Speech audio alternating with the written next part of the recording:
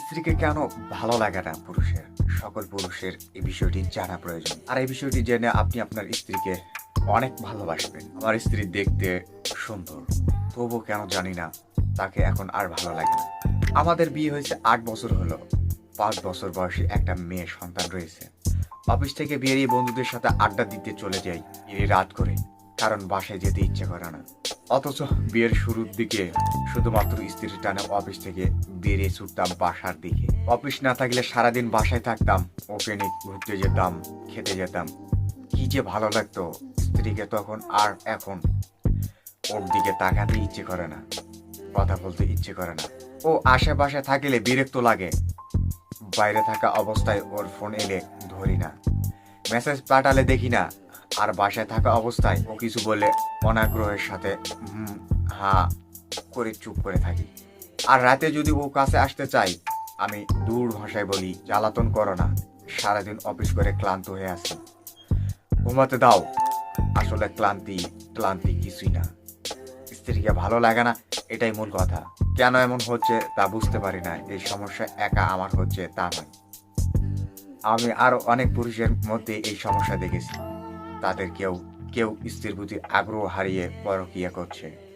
আমি নিজে এখনো পরকীয়া করিনি, তবে করার দিকে এগিয়ে যাচ্ছি। কেন পুরুষরা এতটা সময় স্ত্রীর প্রতি অনাগ্রহ হয়ে ফেলে, এটা জানার জন্য আমি যত পুরুষের সাথে কথা বলেছি, তারা সবাই উত্তর ছিল একই রকম, এটাই তো স্বাভাবিক, এক জিনিস কি আর বেশি দিন ভালো লাগে। তাদের উত্তরটা আমার কাছে সঠিক মনে হয়নি, কারণ এক জিনিস বেশি দিন ভালো না লাগাটা যদি স্বাভাবিক হতো, তাহলে স্ত্রীদের ক্ষেত্রে সেটা হতো, কিন্তু তা তো হচ্ছে না। স্ত্রীরা বিয়ের পর যত বছরে হোক, তারা ঠিকই আগ্রহ নিয়ে স্বামীর সাথে কথা বলতে চায়, ঘুমাতে চায়, মিলিত হতে চায়। একটা সময় আমার মনে হলো, এটা কি পুরুষের কোনো মানসিক সমস্যা? ডাক্তার দেখালে কি ভালো হয়ে যাবে? আমি দ্বিধাদ্বন্দ্বিত মনে একদিন গোপনে এক মানসিক ডাক্তারের কাছে গেলাম। ডাক্তার আমার সমস্যার কথা শোনার পর বললেন, আপনি কি আল্লাহকে বিশ্বাস করেন? বললাম, জি করি। আল্লাহর একটা নির্দেশের কথা আপনাকে বলবো, যদি মানতে পারেন তাহলে আপনার সমস্যা দূর হয়ে যাবে, কোনো ওষুধপত্র লাগবে না, গ্যারান্টি দিচ্ছি। সেটা কি? সূরা আন-নূরে আল্লাহ বলেছেন, হে নবী, পুরুষদের বলে দাও তারা যেন নিজেদের দৃষ্টিকে সংযত করে রাখে এবং নিজেদের লজ্জাস্থান সমূহের হেফাজত করে, এটা তাদের জন্য বেশি পবিত্র পদ্ধতি। এরপর ডাক্তার দৃঢ় কণ্ঠে বলেন, আল্লাহর এই নির্দেশ আপনি 1 মাস পালন করেন, তারপর নিজেই পরিবর্তন বুঝতে পারবেন। সন্দেহ নিয়ে বললাম, এটাতেই কাজ হয়ে যাবে? ডাক্তার হেসে বলল, অবশ্যই হবে, তবে আপনাকে কিছু কথা বলতে হবে।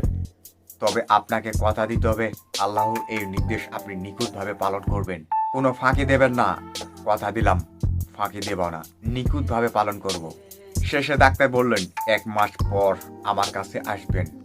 আসবো কথা দিয়ে ডাক্তারের চেয়ার থেকে বের হলাম। চেম্বার থেকে বের হওয়ার সময় দেখলাম একটা যুবতী রূপবতী মেয়ে একজন বৃদ্ধাকে নিয়ে ডাক্তারের চেম্বারে ঢুকছে।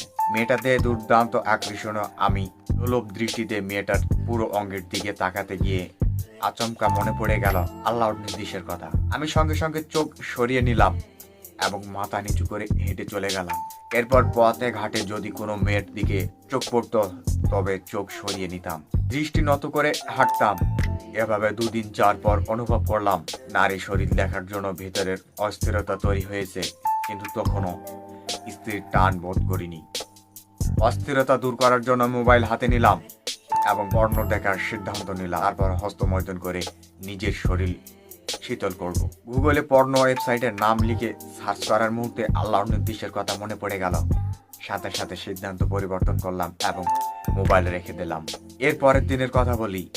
আপনাদের বলছিলাম আমি পরকীয়া না করলে পরকীয়ার দিকে এগিয়ে যাচ্ছি। ঘটনা হলো, আমার এক বন্ধু পরিচিত এক মেয়ের সাথে গোপন এক সম্পর্ক গড়ে উঠতে শুরু করেছে। মেয়েটি প্রবল করেছিলাম মেয়েটিকে নিয়ে কয়েকদিনের জন্য কক্সবাজার থেকে ঘুরে আসবো। আমি যে বিবাহিত মেয়েটিকে বলিনি। মেয়েটি ওই দিন সন্ধ্যায় ফোন দিল। আমি তখন অফিসে থেকে বেরিয়েছি। ওর ফোন দেখে মনটা খুশিতে ভরে উঠলো, কিন্তু ফোনটা ধরার সময় মনে পড়লো আল্লাহর নির্দেশের কথা। তৎক্ষণাৎ মনকে শক্ত করলাম এবং ফোনটা ধরলাম না। মেয়েটা যতবারই ফোন দিল, ধরলাম না। এইভাবে দৃষ্টি সংযত রেখে এবং লজ্জাস্থান হেফাজত করে 15 দিন কাটানোর পর লক্ষ্য করলাম আমার মাথায় স্ত্রীর ভাবনা ছাড়া আর কিছুই কাজ করছে না। সেদিন অফিস থেকে বেরিয়ে বন্ধুদের আড্ডায় না গিয়ে নদের মতো ছুটলাম বাসার দিকে। বাসায় ঢুকে ব্যাকুল হয়ে ডাকলাম, এসা তুমি কোথায়? কিন্তু তখন রান্নাঘরে ছিল। আমার চিৎকার শুনে দৌড়ে এলো, কারণ স্ত্রীর নাম ধরে বহুদিন ডাকিনি। আশ্চর্য হয়ে বলল, কি হয়েছে তোমার, ডাকছো কেন? সে কথার জবাব না দিয়ে কাঁধ থেকে অফিসের ব্যাগ ছুঁড়ে ফেলে দিয়ে স্ত্রী ঝট করে তৎক্ষণে আমার উদ্দেশ্যে বুঝে গেছে। ভালোবাসি এসা, ভালোবাসি তোমায়। পরদিন ডাক্তারের কাছে গেলাম। ডাক্তার বললেন, এখন তো 1 মাস পার হয়নি।